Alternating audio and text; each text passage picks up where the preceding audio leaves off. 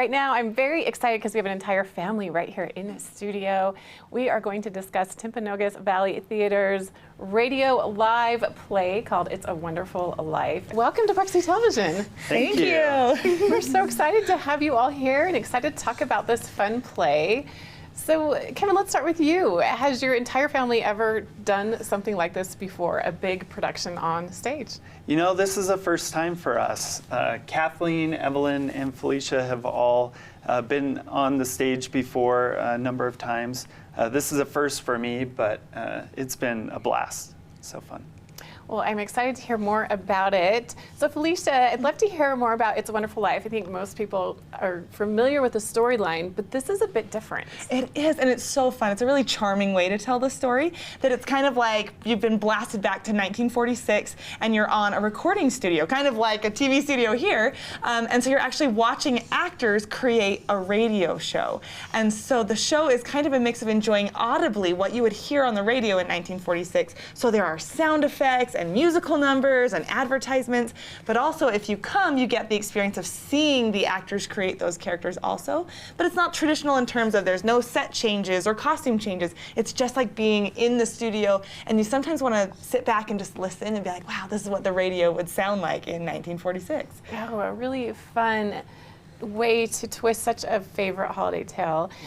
Kevin, tell me a little more about the storyline. We're familiar with it, but at the same time, when you add in all these radio elements, it's a pretty heavy, thick story. It's a Wonderful Life. How does it change that, or does it?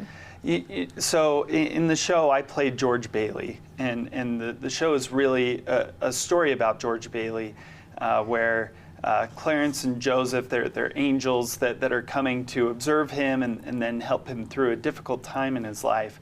And it feels more relevant today than ever. You know, it's a father of a family and a community member and someone who's doing his profession as a building and loan and trying to work through challenges that occur for all of us and seeing that through relying on each other and his faith. So, a really great story, and so many people can relate to it in many different ways. Now, Evelyn, you played Janie, right? Mm-hmm. And young Violet. Okay. Well, tell me about these characters that you play. Well, Janie is one of George's daughters, and she plays the piano, but she's not very good at it. So I have to play Silent Night really badly over and over and over again. So do you play the piano? Yeah. You do. So is it hard to play it really badly or not? Well, if I just don't practice the song, it's easy to do it badly. Such a good point. And tell me about this other character you play as well. And then young Violet, I just have to be in love with young George. And then like, ooh, I like him. Is that challenging or is it fun? It's fun. Have you ever been in a play before? Yeah, I've been in lots of plays. Oh. Wizard of Oz, and Seussical, and Little Mermaid. So you're a pro. And Kathleen, you play Zulu. Tell me about Zulu. Zuzu, sorry, yes, Zuzu. He's George's other little girl, and I'm sick, but I have a flower. Fun. So what's your favorite part about being Zuzu and being in this play?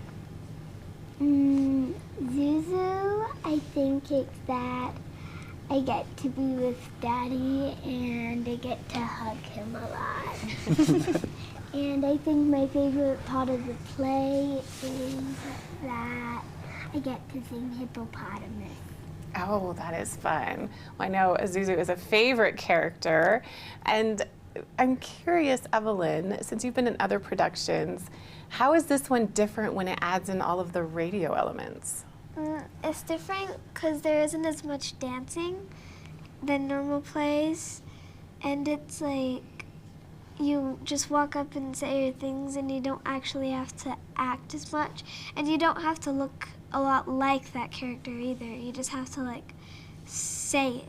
Sound like it, huh? yeah. Because radio's more about sound, so you have also cool effects. Like, isn't there a wind machine? Yeah, there's a wind machine and lots of other cool sound effects. It's amazing. Crunching cornflakes and breaking glass on a giant piece of sheet metal. What's the sheet metal for, Kathleen? thunder. Yeah, the Foley artist is really incredible for the show. And because the thunder is for when it thunders, then Daddy's not born anymore. That's right. Oh, it changes things. So sound effects are really important then. Uh-huh. So, Felicia, there are some kind of heavier, serious topics in It's a Wonderful Life. Yes. How is that done with children, or do you think talking about it really can help with stigma and such? Absolutely. It's been really interesting. I'm used to playing slapstick, silly characters, and these characters are real, and they are real people, and it's trying to channel that idea of what really hurts us, and how do we get through our hard things, and it's beautiful that the themes of this show are community. It's your family, it's your people, it's that group that comes around and buoys each other up, and I think we need to remember that we each have struggles, and we need to just put our arms around each other and hold on tight. And I think at Christmas, that's when it's an easy time to remember. And the show is hard. Like, there's conversation about suicide. And I think it's interesting, too, that this character, George Bailey, you wouldn't have pegged for someone who was going to be at risk for suicide. He seems like a pretty well put together person all the way through. But any person can go through a really hard time. Any person can feel devastated and frustrated and desperate. And I think that's a really important theme, too, that we come away going, wow, the normal person can resonate with feeling that low. And in the same way, it is his family and it is his friends and his faith that holds him together and gets him through it. And Kevin, did you feel any pressure playing such an iconic character as George Bailey coming into this? Yeah, Jimmy Stewart, I think the only word that does describe him is iconic. He's got a voice that everybody recognizes. But more than that, I think George Bailey, Jimmy Stewart, they represent a neighbor, somebody a good friend. And that's been really fun, because this is a community theater playing a story about your community. And there's something really charming about the whole production that's really fun.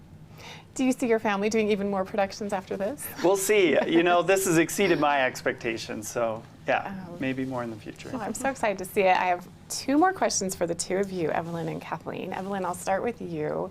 What is your favorite part of the play? Do you have a favorite scene or a favorite moment?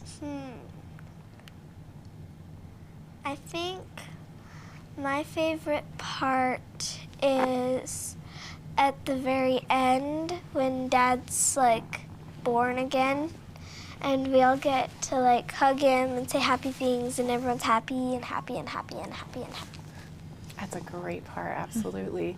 Kathleen, what about you? What is your favorite part in the play? The best moment, or a part you're really excited for the audience to see? Hippopotamus. Hippopotamus. What's hippopotamus? It's when we sing hippopotamus. I want a hippopotamus for Christmas. Oh, a hippopotamus for Christmas. It's one of the music breaks in the show, So and all the cute. children sing it, and it is darling, huh? Oh, I'm so excited to see it. I guess I do have one final question. Sure. Please, I'll ask you. How can we get tickets? How can we see this play? All right, go to timpvalleytheater.com is where you can buy them. You can also buy them at the door, and it is every Monday, Wednesday, Friday, and Saturday, pretty much through December. We open next Monday on November 29th, and we play through December 18th. There are some special shows on December 3rd, the shows after the tree lighting in Heber. So if you want a full Christmas experience, go see the tree lighting, and then the show's late that night. I think it's at 9.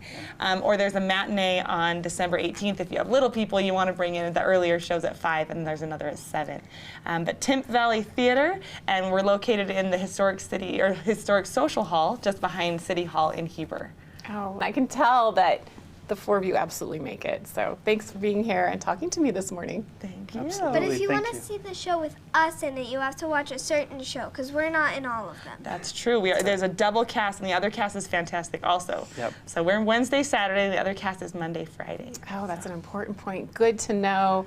Yes, definitely excited to see. We'll just have to go all the nights so we can Yes. see all the different That's cast members. Yes. Well, thanks again, all of you, for being here today. We appreciate your time. Thank you.